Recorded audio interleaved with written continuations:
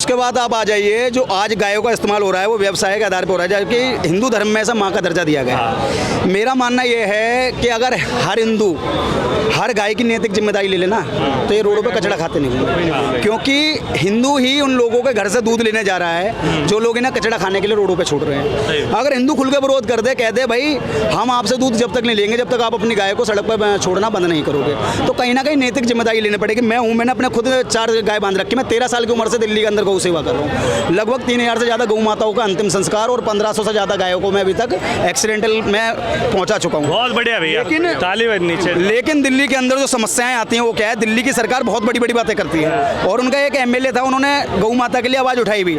लेकिन आज यहाँ की असलियत क्या है, अगर यहाँ कोई गाय का एक्सीडेंट हो जाए तो मुझे बहादुरगढ़ से, हरियाणा से एम्बुलेंस बुलानी पड़ती है यहाँ पे।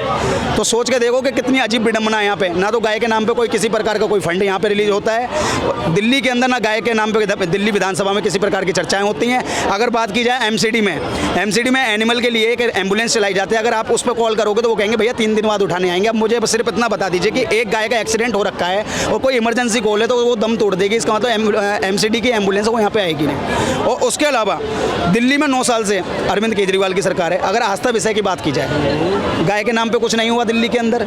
जो कहते थे कि हर साल कहते थे कि मैं यमुना के अंदर यमुना को स्वच्छ करूंगा, डुबकी लगवाऊंगा, आज तक डुबकियां लग रही हैं। आज डुबकियां लग जाए, कोई बच्चा अपने पापा के साथ चलाया, उसका पापा अगर यमुना में डुबकी लगा देना, वो बच्चा जब वो डुबकी लगाएगा उसका बाप उसके अंदर से निकलेगा तो अपने बाप को भी नहीं पहचान पाएगा। ये हकीकत है यमुना जी की, क्योंकि वो गोरा होकर अंदर जाएगा और काला होकर अंदर से निकलेगा। क्योंकि आज नदी के नाम पे सिर्फ वो नाला बन के रह गई है, क्योंकि दिल्ली के अंदर सिर्फ एक नदी यमुना नहीं हुआ करती थी, एक साहिबी नदी भी हुआ करती थी।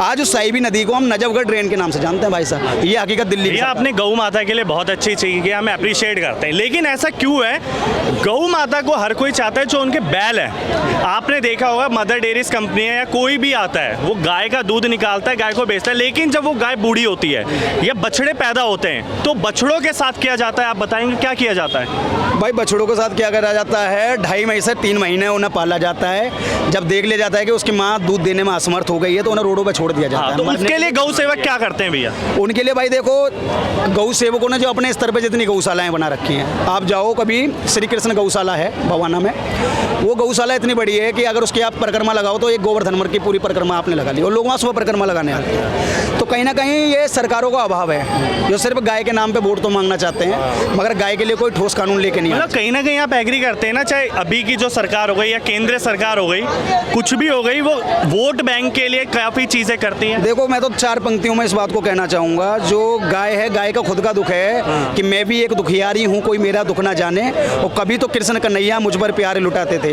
इस कलयुग में कैसा अत्याचार है, रोज काटता कोई कसाई, मेरा हो व्यापार है, मेरा हो व्यापार। और ये सत्य है कि गाय के नाम पे सिर्फ उसे काटा जा रहा है, उनका व्यापार हो रहा है, उनकी सुनने वाला कोई नहीं है, सिर्फ गौ सेवकों के कारण।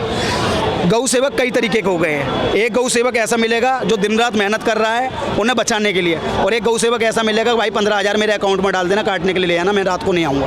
तो 2 तरीके के गौ सेवक आज हमारे देश के अंदर है। जैसे प्रधानमंत्री मोदी जी ने भी कहा था कि कुछ गौ सेवक की गौ सेवा की आड़ में गुंडागर्दी कर रहे हैं, वो लोग हैं। तो ऐसे लोगों से हमें बचना चाहिए। और कहीं ना कहीं जो आपके चैनल के माध्यम से इन बातों को सुन रहा हूँ, उनसे सिर्फ इतना कहना चाहता हूँ कि अपने पुराने जो विचार थे उन्हें दोबारा निकाल के लेके आओ। जो पहली रोटी गाय की, कहीं ना कहीं एक नारा हमारे हर घर से निकलता था, वो नैतिक जिम्मेदारी को जैसे यहाँ पर ही इतने लोग खड़े हैं, 20-50, कोई पहली रोटी गाय की नहीं रहता। तो इनके लिए क्या है भैया, ये हिंदू लोग अपना भूल गए कल? मैं तो ये कहना चाहता हूँ कि यहाँ चैनलों पे बोलने वाले 1000 सब अपने आप को सनातनी बताते हैं। सबसे बड़ी चीज जब आती है, टीका लाके खड़े हैं, आप देते हैं भैया गाय को पहली रोटी?